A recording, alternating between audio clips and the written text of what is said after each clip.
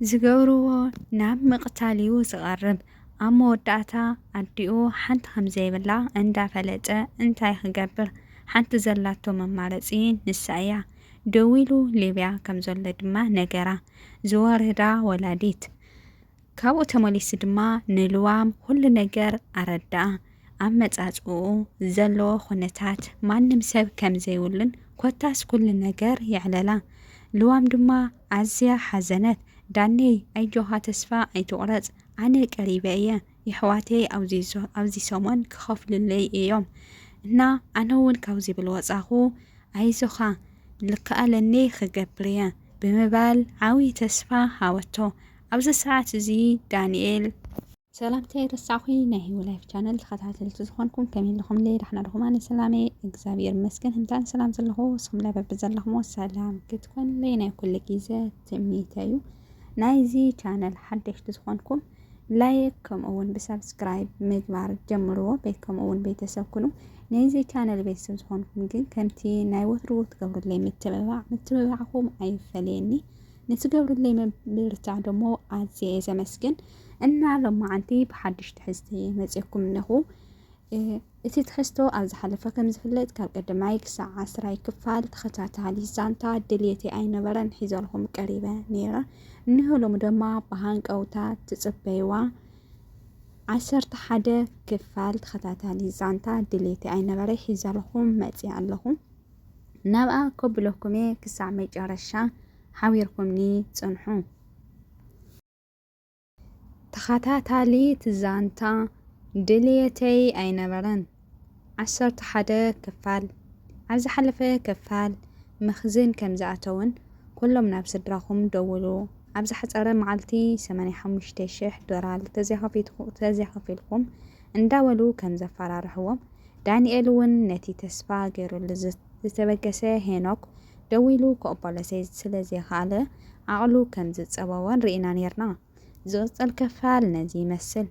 ዳንኤል ዓቕሉ ፀቢብዎ ዓርኩ እዚ ኩሉ ተስፋ እንዳሃበ ሰዲድዎ ከምዚ ክገብሮ ምቕባል ኣዊዎ እቲ ዝኾነ ተስፋ እንተሃበኒ ኢሉ ዝኸደ እውን ዝገደደ ተስፋ ኣቑሪፅዎ ዋላ ናብኡ ከይድውል ኢሉ ኣጠንቂቕዎ ካብቲ ገዛ ወፂኡ ብትካዜ ርእሱ ኣድኒኑ እንዳኸደ ከዓ ልዋም ሓማም ማለት ሽንቲ ቤት ፀኒሓ ክትመፅእ ረኣየቶ።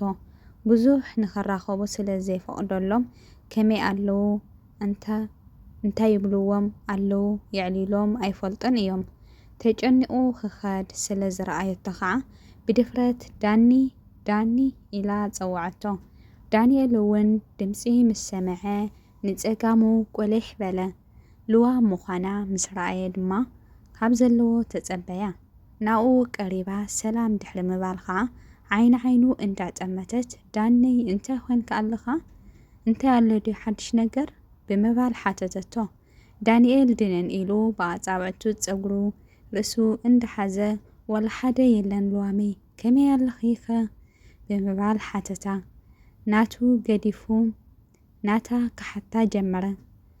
ኣነ ድሓነ ንስኻ ግን ገጽኻ ድሓን ኣይመስልን እንታይ ኢኻ ኮንካ ንገረኒ ይርኤካ እንደ ዘለኹ ሃሪሞምካ ድዮም በጃኻ ዳነይ ምስዚኦም ምዝረራብ ኣየድልየካን ተዛሪብካ እውን ዝገደደ እምበር ዝሓሸ ኣይመፅን እዩ ዋላ ልዕሊ ዓቕምና ክፈሉ እንተበልና ዋላ ሓንቲ ክግበር ኣይከኣልን እዩ ገጽካ ከዓ ጽቡቕ የለን እንታይ ኢኻ ኮንካ ንገረኒ ባበጃኻ ብምባል ሓተተቶ።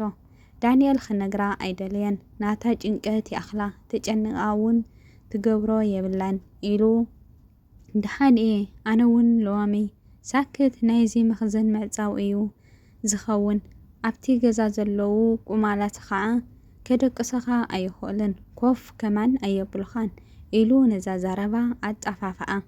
ልዋም እውን ንሱ ከም ዘየጨንቆ ከምኡ ገይሩ ከም ከጨንቆ እንዳፈለጠት ንመምኽነይትኡ ከይፈተወት ተቐበለቶ። ኣብቲ መኽዝን ምስቲ በዝሒ ሰብ ተፀቓቒጥካ ትድቅሰሉ ሙቐት ተሓዋዊስዎ ክትድቅስ ኣይትኽእልን። ምስኡ ከዓ ሓመድ ብዙሕ ነገር ኣሎ። ብዚኣ ለፈፍ ይብልኻ ትድቅስ ትትስኢኻ ተሓድር ብኸምዚ ወርሒ ኮይኑ ክፈል ብምባል ጀመሩ። እቲ ክኸፍል ዘይከኣል ከዓ ምሸት በትሪ ኮይኑ ደራሮም። ካብቲ ኩሉ ኣተራርምኦም ክኸፍእ መዓት እዩ።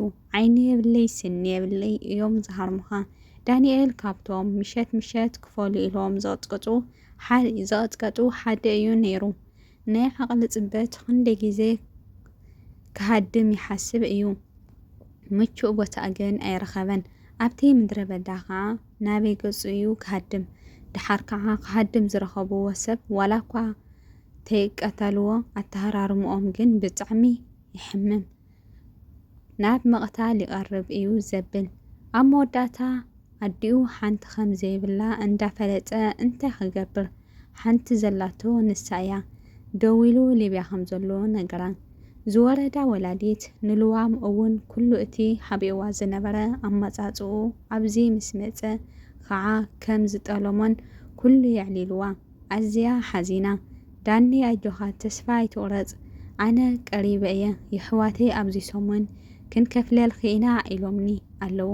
ኣብዚኣ ጥራይ ይውፃ እምበር ዝኾነ ክገብር እየ ዝብል ቃል ምስ ኣስመዐቶ ከይተረድኦ ኣእዳው ሰዲዱ ኣባኽኢ ተስፋይ ዘስምዕ ኣእዳዋ ኣስጢሙ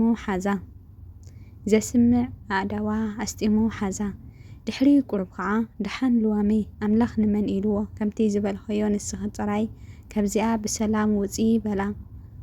ካብኡ ውፁ ይኣኽለኩም እተው ስለ ዝበልዎም ከዓ ነናቦትኦም ኸዱ። ዳንኤል ካብ መዓልቲ ናብ መዓልቲ ጭንቀቱን ማህርምቱን እንዳወሰኸ ኸደ። ምስኡ ከዓ ምስቲ ሙቐትን ርስሓትን ክጻወሮ ኣይከኣለን። ክድቀሱ ኣይከኣሉን። መድሓኒት ዘይብሉ ዝገደደ ናብ ዝኸፈ ሕማም በጽሑ። ኣብዚ ደረጃ ብልበጽሑ ልዋም ይቐጽል። ኩራት ተኸታተልቲ ሎማዓንቲ ሒዘልኩም ዝመጻኹ ተኸታታሊት ዛንታ ድልየተይ ኣይነበረን 11 ክፋል ነዚኣ ትመስል ነይራ። ክሳብ መጨረሻ ሰሚዕኹማ ከምኡውን ፈቲኹማ ክትኮኑ ተስፋ ይገብር።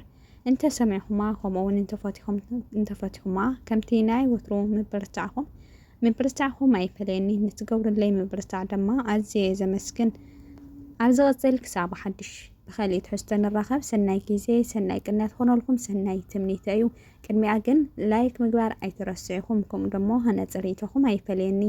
ናብ ትፈትዎም የሕዋትኩም መሓዘትኩም ደሞ ሸር ምግባር ኣይትረስዑ። ክሳብ ኸሊእ ብሓድሽ ቪድዮ ንራኸብ። ብድጋሜ ሰናይ ቅንያት